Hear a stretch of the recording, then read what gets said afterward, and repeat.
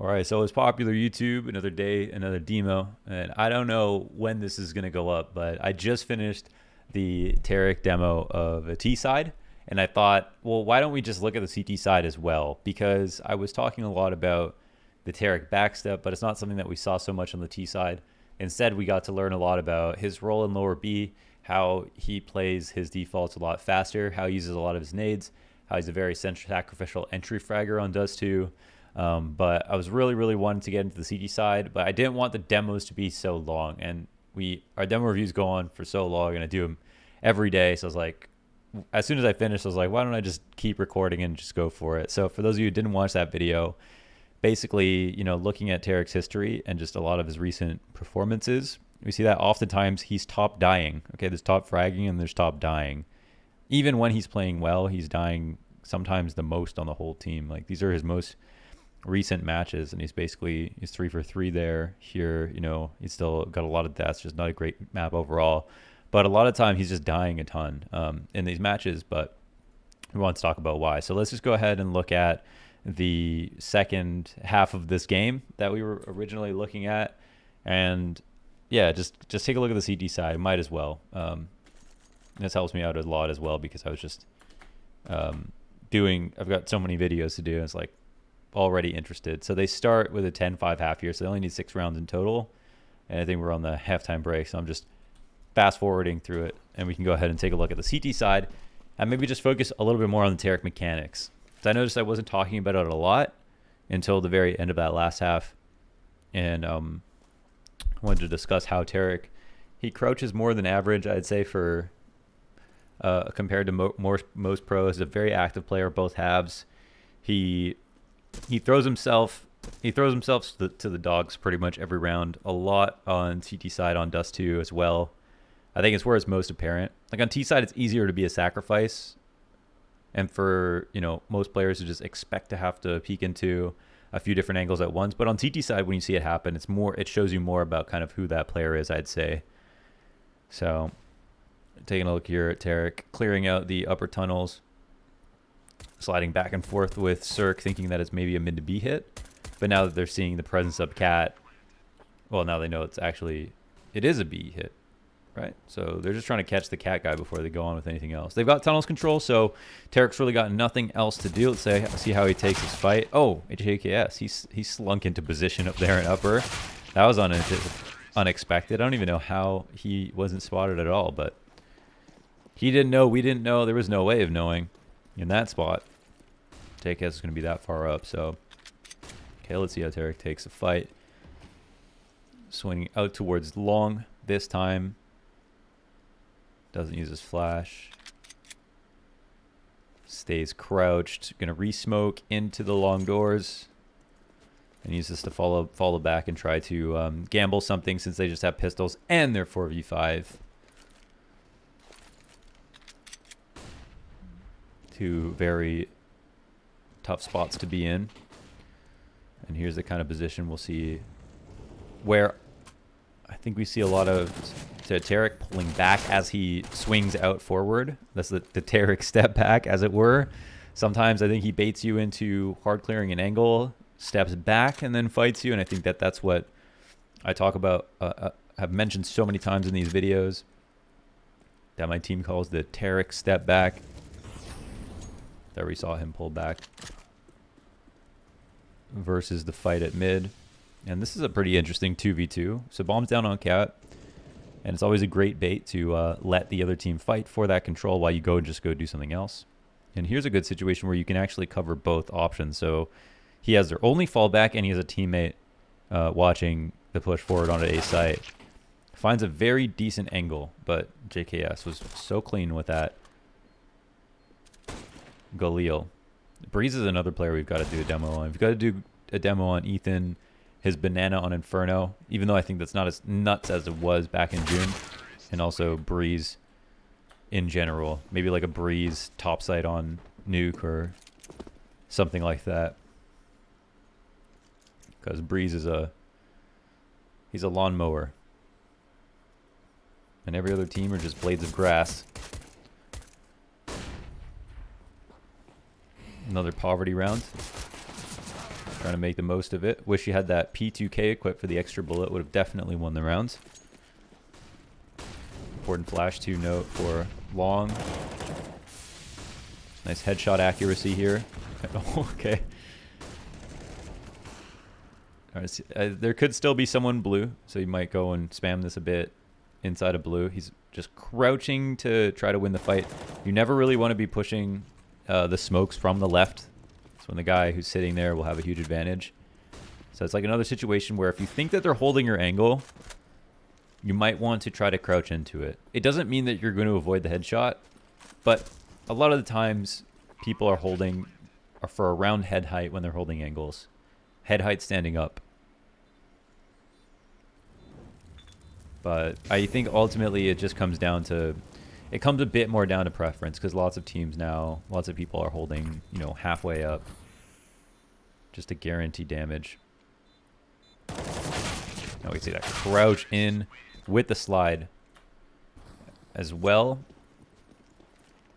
just to reinforce that he loves doing it. I'm hoping we see a round where it's some kind of cat exec and we see what, you know, how Tarik responds to the smokes they throw. I think that's what I'm personally most interested in taking a look at.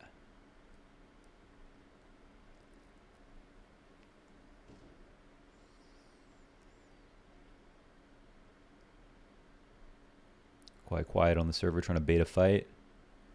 Get some info, maybe see a player's head in mid against the wall, clearing him out.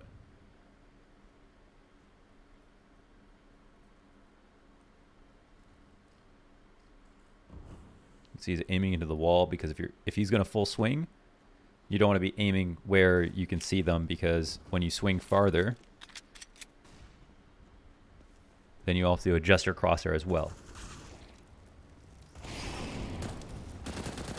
Okay, so that, see the crouch every single time basically he takes a fight. He's crouching, he's sliding into it. Here again, when he's holding for the head to show up on the back wall at mid, while his teammate covers lower tunnels. People are going to be more likely to be on that in the mid against the wall than they are going to be on cat fighting you early in the round, because when they're on cat, they can be spotted from mid, or in the back wall, they're safe. So that's where you can just go by yourself and just fight cat if you want to. So it's really a timing thing. You don't want to be holding that boost all around, because the options start to open up. But early on, you take a small risk, hold for that specific peak. Later in the round, you hold for both. The cat run up and someone at mid. And here he is, just throwing a grenade for his team. It's a good flash, but everyone dies around him. Jacob gets the better of Tarik. And Jacob, wow, looking lightning fast. That was pretty sick. Jacob's a player we got to do, actually. I'm probably going to do Jacob today, because Jacob definitely very underrated, and sometimes he's the best. He's the best OCE player in the world. He's really doing crazy things for 100 Thieves in their deep runs and tournaments. He's having very high impact. Someone we need to talk about, and I'd love to do him for a T side. So we're gonna look at a T side demo after this, probably.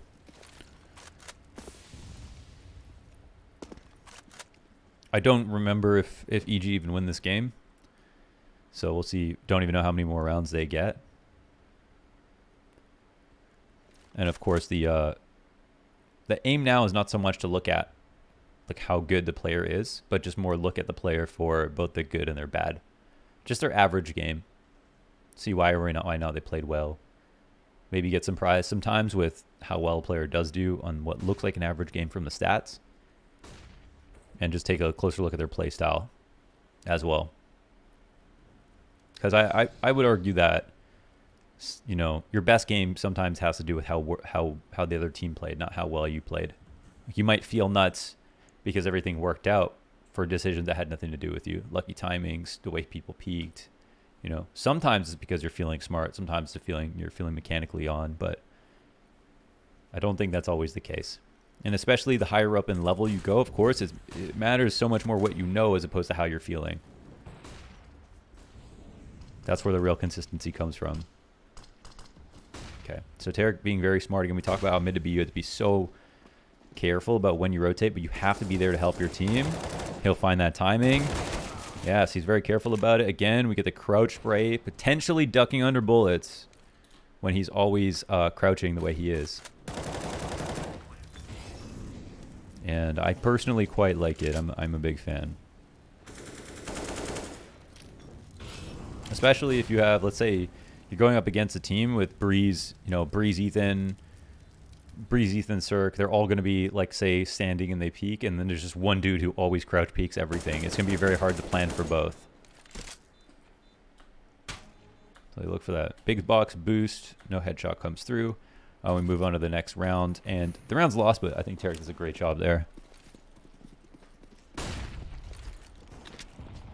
little trigonometry. As the joke goes, okay, if you don't know the Roku meme, get out of here. On the HE. It looks fancy. It really is the fastest way to throw that to the door if you have the lineup. So you don't have to turn, you don't have to just, jut forward to propel the nade into the door. You can just run it while crossing to tunnels, or crossing to pit. And you can see what we're talking about there with the way that he swings out, how he's planning his crosshair placement. You're taking your best guess as to where you think they're going to be and then aiming into the wall and swinging out so that you're aiming in the right spot. You're only supposed to be adjusting your mouse when you aim improperly with your keyboard. Once you set yourself up with crosshair placement and you swing into something, you're only adjusting with your mouse to make up for how off you were. But ideally, you swing out like that. You're holding at headshot level. You go out wide enough with your keyboard that you're on the model that you're looking for, and then you just click mouse 1. That's how you're supposed to be winning duels. That's what we just saw just now. Least amount of work possible. Necessary. So here, because there's no cap presence, Tarik's worried about a couple things, of course. B hit, mid B fast. It's a very scary moment, and they do lose B, so I don't know how Tarik plays this. He's actually looking for a flash, but now he's in a really rough spot, so I want to just assume what happens here. So there's potential for someone to be at big box, potentially someone in front of default, potentially someone at car. Tarik's thinking about this smoke and how he can use it. It's actually a benefit to him that the smoke is here, but he's probably going to swing to carefully clear the side of big box. His teammate, I think, is going to come in to help him as well. He's going to clear the side of double stack, but I would assume he's not going to, he's not going to be jumping over big box and looking for fights, but I'm not exactly sure what he's going to do. That's just my thought. So there's the big box fight, and now he's just seeing if, double stack clears there. He knows one's tunnel. Smoke comes up and kill comes in. It's already a 1v3. You can see that 100 Thieves are just playing very far back when they knew that he landed there, because the site is still theirs. They get the window kill, but Tarik has isolated himself by putting him in that position. There's no real reason to rush him down per se, because he will have to peek. He cannot just sit there for the whole round.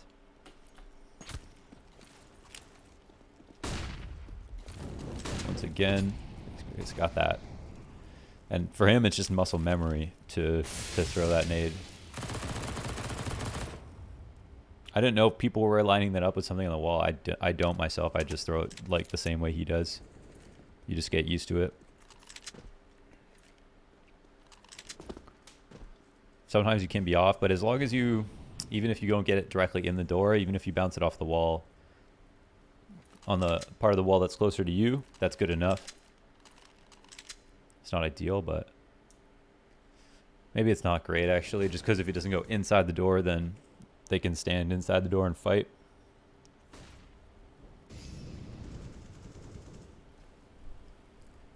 And Tarik, again, we saw kind of a really smart rotation or non-rotation, where he didn't respond to cat presence instantly. Instead, now I think checking on a lurk and kind of committing to the A side, actually. So don't know where he goes with the MP9. Looks like he's sitting on default, and this is the kind of play I'm talking about with Tarik, where he will sit and wait, be patient. He'll throw himself into the action. And he's here quite often, actually, so I'm not sure. It looks like they forgot about him, yeah, and it's just beautiful. Just goes off with that. JKS will grab the frag, but there we go. Successful round for Evil Geniuses off the back of Tarik, and You know, part of that is Tarik. Like, no one knows in that situation if a team is going to go out mid B, if a team is going to go up cat. They can guess. They can guess based on how the team plays, based on the previous rounds in the game. But no one really knows because you can just you can call something on the fly completely, go mid to B or cat easily. You have tunnels control, you have cat, you have mid, you have options to do both. But Tarik, he, for whatever reason, had the good intuition to be up on cat that quickly. And he was the mid to B guy. He started moving before he had any information. So, you know, for 100 Thieves, you're like, why didn't they clear it? And they're like, well, we didn't really give Tarik a reason to be in that spot. And he does find ways to wedge himself into the middle of executes. And just because he's just confident about his positioning and just tries to beat the timings very often. He doesn't play kind of super slow and doesn't do something if you can't get there when it's the perfect, like, opportune moment. Instead, he just makes it happen. I think it's a good way to define him. So now heavy committal to the mid B split. Looks like it could be a good read, but I think they did left-right smokes at mid, so it doesn't mean they're going to go up here. I'm sure they alerted yellow cast potential, but now they see the mid to B mollies and stuff like that. However, Scaff goes up, and Tarik immediately crouch sliding into fighting Azur. And a solid victory there for 100 Thieves. Once again, right place, right time.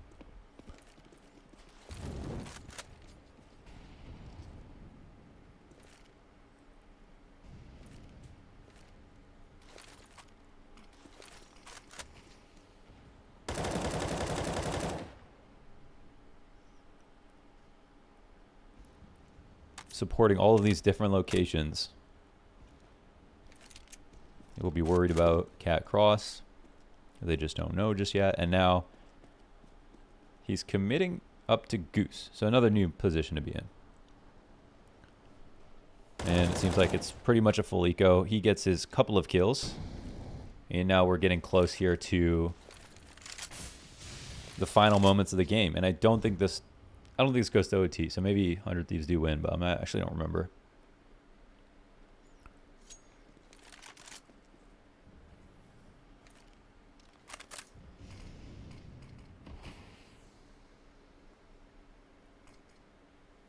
Oh, I just realized Tarik died. Okay. We'll skip forward. And what could be the last round of the game. Okay, Molotov out. See, it's not exactly as useful. It's a little bit scarier for the guys who could be in the door. They can fight behind the Molotov, so bit tough to make that one consistent, but it is the fastest option to kind of throw it while running, while looking to the side. We've seen a few different options explored by 100 Thieves. I'd be worried, you know, if I was EG, not exactly sure what they're going to try to do. And Tarik's been in every single location at the perfect time. If you think about it, he's done the mid B. He's helped out 2 times versus the mid B, 2 times once he was at goose, once he was on this near elbow to stop cat.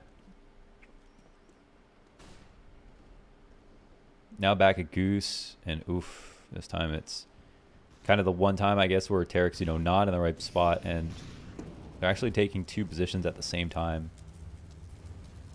Out long and out mid B.